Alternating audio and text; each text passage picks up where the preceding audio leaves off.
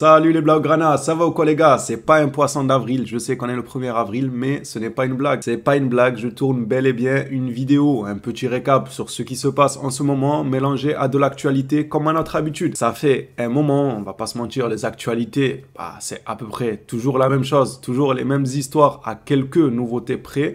Et du côté des matchs, comme déjà expliqué pour ceux qui ont suivi, au moment où les matchs se jouent, je peux les regarder, mais je ne peux pas enchaîner avec des débriefs par manque de temps. En tout cas, ça me fait plaisir de vous retrouver les phénomènes. J'espère que de votre côté, tout se passe bien pour ceux qui font le ramadan. J'espère que ça se passe hyper bien votre mois du ramadan. On arrive dans les derniers jours, profitez-en. Pour ma part, tout va pour le mieux. Il y en a toujours quelques-uns qui s'inquiètent un peu, mais je n'ai cessé de répéter qu'il n'y a absolument rien, mis à part un manque de temps pour les débriefs, c'est tout. Il n'y a pas d'inquiétude, c'est juste une question de timing, de temps ou bien de contenu sur l'actualité des transferts. Ceci dit, plongeons-nous dans la vidéo actualité de la journée. Commençons cette vidéo par la une de sport. J'ai même deux unes. Bon, ça fait pas une, du coup, ça fait deux. J'ai deux à vous présenter de sport. Cette une-là et une autre une. En réalité, il y en a une qui date d'hier, il me semble, et une qui date d'aujourd'hui. Mais les deux, je les trouve super. Je trouve vraiment que ce sont de belles pages, de belles unes de la part de sport qui affiche Rafinha en train de célébrer son but avec écrit en forme. D'habitude, les unes de sport, on les passe assez rapidement, mais là, je vais m'y attarder étant donné que ça fait un moment que j'ai pas fait de débrief. Je regarde toujours le Barça, les matchs du Barça. Et pour moi, le club est réellement en forme. Ce n'est pas encore tout parfait, mais ça fait extrêmement plaisir ce que je vois ces derniers temps. Et comme par hasard, quand j'avais du temps libre pour débriefer les purges du FC Barcelone, que je venais râler ici, qu'il y en a que ça leur plaisait pas qu'on râlait autant,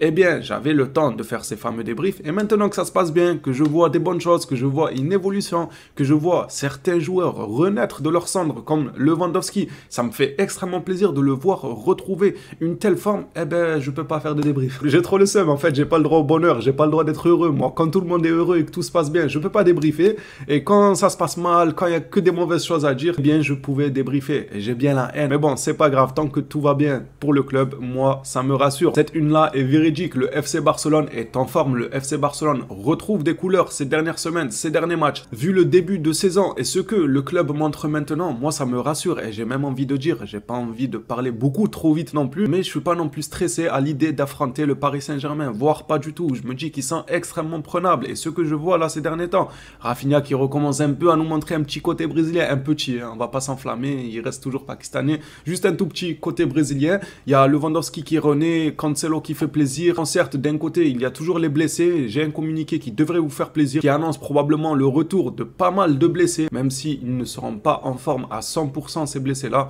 Ça fait quand même plaisir de les récupérer pour le match du Paris Saint-Germain. Bref, pour conclure, ce Barça-là, moi, me fait plaisir. Je les vois en train de monter petit à petit. Et pourquoi pas choquer tout le monde en prenant cette fameuse Ligue des Champions. On peut rêver, laissez-nous rêver, s'il vous plaît. Il nous reste que ça. Donc, venez pas tout gâcher à dire oui, mais non, mais c'est pas possible. Mais t'as vu City, c'est un rouleau compresseur. Oui, on sait. On sait qu'il y a City, on sait qu'il y a le Bayern. On sait tout ça, vous nous apprenez rien du tout. Juste on s'accorde le droit de rêver, s'il vous plaît. On peut ou bien vous voulez nous voir pleurer tout le temps. Bref, en conclusion, moi, le PSG, je trouve qu'ils sont prenables. Je trouve que notre groupe est en train de monter en puissance. Pour la Liga, je vais pas rêver.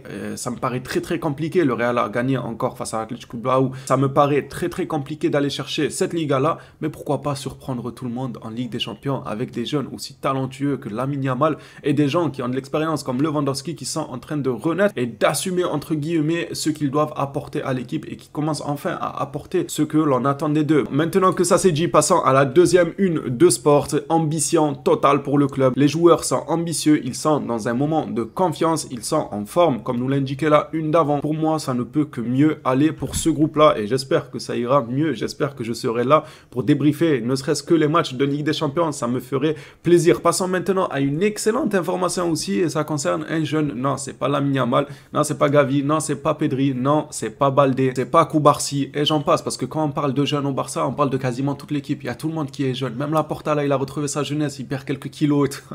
Il redevient jeune là, Laporta. On continue encore avec des adolescents talentueux. Aujourd'hui, c'est au tour de Guillermo Fernandez à l'âge de 15 ans, 9 mois et 12 jours. Il bat déjà un record. Et quel est ce record, vous allez me dire? Le record du joueur ayant participé à un match avec le Barça Athletic. Ce fameux record était détenu par un certain Lamine Yamal. On voit ce que ça donne. Le gars à 16 ans, il est déjà avec l'équipe première et il fait déjà les beaux jours de l'équipe première. C'est-à-dire que ça aurait été déjà monstrueux qu'il soit sur le banc de l'équipe première.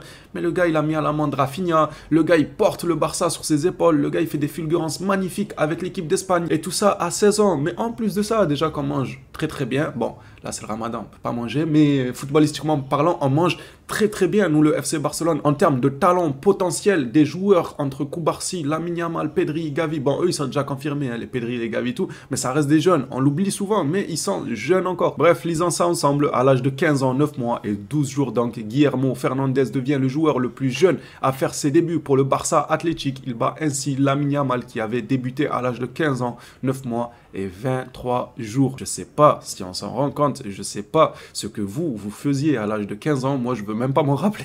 Je veux pas me rappeler de ce que je faisais. En tout cas, je n'étais pas au Barça, ça c'est sûr. Il me semble que c'est en 2008. C'est incroyable. Le joueur est un milieu de terrain pour ceux que ça intéresse. Sincèrement, je ne me suis pas encore informé sur ce joueur-là pour savoir précisément quel est son rôle, d'où il vient, qui il est. Au moment où je le ferai, je pourrai vous en dire un petit peu plus. Pour l'instant, on va rester sur ce communiqué-là, cette déclaration-là, ce record-là qui reste quand même exceptionnel. Passons maintenant à un communiqué de Mundo Deportivo sur Faye. La valeur du jeune Sénégalais ne cesse d'augmenter et Barcelone reçoit déjà des offres pour lui. Des clubs en PL ou bien même en Ligue 1 s'intéressent à lui, mais son avenir sera déterminé par le nouvel entraîneur, c'est-à-dire l'après Xavi. Ça sera à lui de décider de l'inclure dans l'équipe première ou de le vendre. Alors je veux bien que le nouvel entraîneur, ça sera à lui de décider de l'inclure dans l'équipe première, mais pourquoi ou de le vendre? Il peut très bien décider ou pas de l'inclure dans l'équipe première ou bien de le prêter, non? Pour moi ça sonne un peu mieux quand même. Un prêt ou bien une vente, d'accord, mais avec une option de rachat prioritaire pour le club, pour le FC Barcelone, parce que le gars, ce qu'il montre là, il me semble que sur les 5 derniers matchs,